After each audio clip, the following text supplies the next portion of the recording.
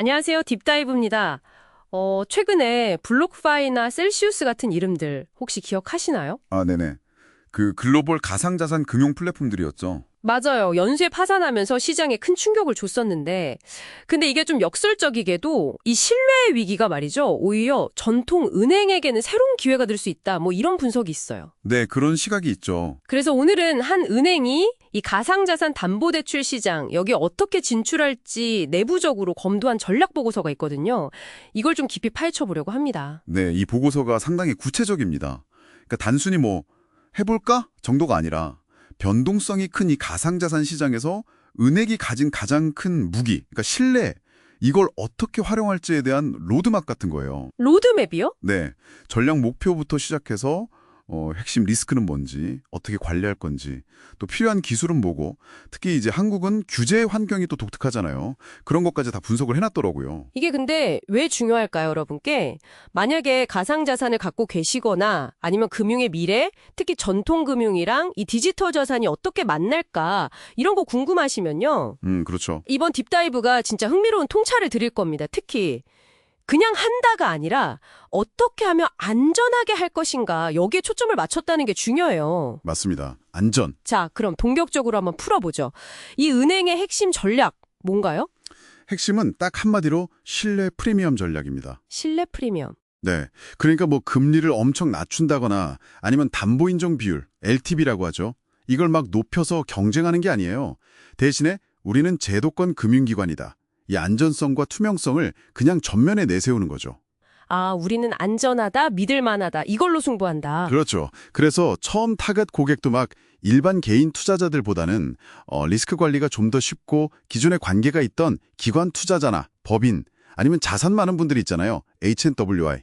이분들을 먼저 보고 있습니다. 확실히 그 블록파이 같은 곳들이 실패한 걸 굉장히 좀 깊게 본 것 같네요. 네, 철저하게 분석했죠. 그 보고서에서도 이 실패 원인을 무슨 뭐 기술적인 문제? 이런 게 아니라 그냥 기본적인 은행업 원칙을 안 지켰다 이렇게 봤다면서요? 리스크 관리 실패. 정확합니다. 그게 핵심이에요.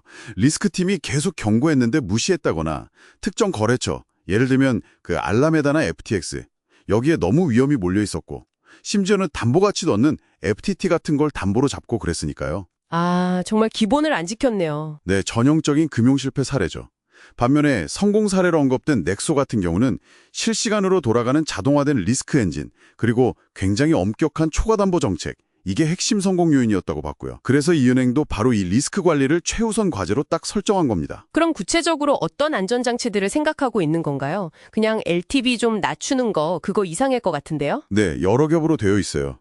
일단 담보물부터요. 처음에는 비트코인, BTC하고 이더리움, ETH, 딱 이 두 가지만 봤습니다. 아, 유동성이랑 안정성 때문에? 그렇죠. 변동성이 막 날뛰는 알트코인이나 NFT 이런 건 아예 처음엔 고려도 안 하고요. LTV 설정도 엄청 보수적이에요. BTC는 한 40에서 50% 정도. 네. ETH는 변동성이 더 크니까 35에서 45% 수준. 자산마다 다르게 적용하는 거죠. 예전에 망했던 플랫폼들보다는 훨씬 낮은 수준입니다. 결국에는 이걸 실시간으로 계속 들여다보고 문제가 생기면 바로 자동으로 대응하는 시스템. 이게 핵심이겠네요. 시장은 뭐 순식간이니까. 바로 그겁니다. 실시간 LTV 모니터링이 기본이고요. 그러다가 미리 정해놓은 위험 구간에 딱 도달하면 사람이 뭐 판단하고 할 시간 없이 그냥 자동화된 조치가 단계별로 나가는 거예요. 단계별로요? 예를 들면 어떤? 예를 들어서 LTV가 한 70%까지 올라간다. 그럼 일단 마진쿨, 그러니까 담보 더 내세요 하고 요구가 나가고요. 네. 근데 만약에 80%까지 올라간다. 그럼 담보의 일부를 시스템이 알아서 자동으로 팔아버려요. LTV를 다시 안전한 수준, 뭐 예를 들어 50%까지 낮출 만큼만. 아, 분분청산이네요? 네. 그러다가 정말 시장이 막 폭락해서 90% 선까지 위험해진다. 그러면 이제 은행 손실 막아야 하니까 담보 그냥 전액 자동으로 청산해버리는 거죠. 최후의 방어선까지 있는 겁니다. 그렇군요.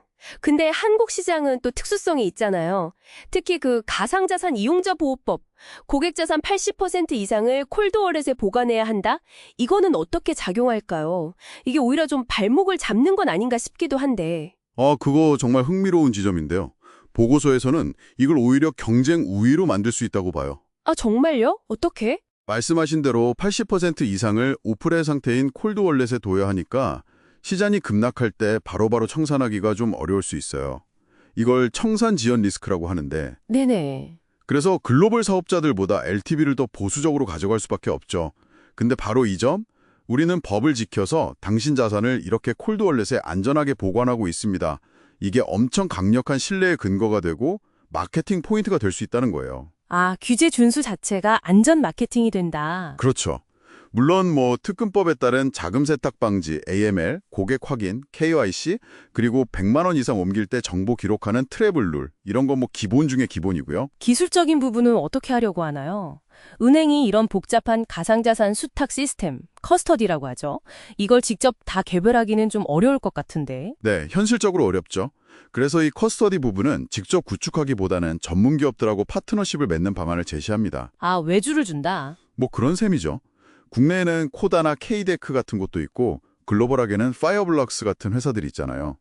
이런 데는 이미 보안이나 보험, 규제 준수 역량이 검증됐으니까 협력하는 게 리스크도 줄이고 빨리 서비스 시작하는 길이라는 거죠. 현명한 판단 같네요. 네, 그리고 이 새로운 가상자산 시스템이랑 은행의 기존 핵심 시스템, 계정계라고 부르죠. 이걸 연결해야 하는데 이건 API 게이트웨이라는 기술을 써서 안전하게 연결하고요. 네. 그리고 또 하나 흥미로운 제안은 고객 인증이나 신용평가할 때 한국이 강점을 가진 마이데이터 인프라 있잖아요. 이걸 적극적으로 활용하자 이런 내용도 있습니다. 아, 마이데이터까지 알겠습니다. 자, 그럼 오늘 내용을 한번 쭉 종합을 해볼까요? 이 은행의 전략은 결국 첫째, 신뢰를 가장 중요한 가치로 내세운다. 네, 둘째, 블록파이 같은 과거 실패 사례에서 교훈을 얻어서 아주 보수적이면서도 자동화된 리스크 관리 시스템을 구축한다. 그렇죠. 셋째, 한국의 독특한 규제, 특히 그 80% 콜드 월렛 의무 같은 거 오히려 우리는 이렇게 안전하다는 기회로 활용한다. 맞습니다. 그리고 넷째, 복잡한 기술적 과제는 직접 다 하기보다는 검증된 외부 전문 파트너들과 협력해서 해결한다. 이런 청사진이네요. 정확히 요약하셨습니다. 이게 단순히 대출 상품 하나 더 만드는 그런 차원의 이야기가 아니에요. 어떻게 보면 전통 금융기관이 이 디지털 자산이라는 새로운 시대를 어떻게 준비하고 있는지 그 접근법을 보여주는 아주 중요한 사례라고 할 수 있습니다. 특히 변동성이 큰 자산을 다루면서도 안전, 고객 보호, 이걸 최우선으로 생각한다는 점이 인상적이네요. 네, 금융의 미래가 어떻게 변할지 또 우리 자산 관리는 어떻게 달라질지 그런 힌트를 얻을 수 있는 거죠. 이렇게 신뢰와 안전을 기술로 확보하려는 노력이 쭉 이어지다 보니까 보고서 마지막에 또 흥미로운 개념이 나오더라고요. 하이브리드 스마트 컨트랙트를 이용한 감사 가능한 자동화, 영어로는 어디터블 오토메이션? 네, 그 부분. 네, 그러니까 청산 같은 아주 중요한 로직 실행을 블록체인에 투명하게 다 기록을 남기면서도 또 필요한 외부 데이터, 예를 들면 실시간 시장 가격 같은 거랑 안전하게 연동시키는 방식이죠. 네, 그렇죠. 투명성과 효율성을 동시에 잡으려는 시도죠. 그래서 마지막으로 여하군께 한번 질문을 던져보고 싶습니다. 이 가상자산 담보대출 말고 현재 은행이 하고 있는 다른 여러 복잡한 금융 업무들 중에서요. 이렇게 투명하게 감사는 가능한데 또 자동화까지 할 수 있는 그런 영역이 또 뭐가 있을까요? 한번 상상해 보시는 것도 재미있는 생각거리가 될 것 같습니다.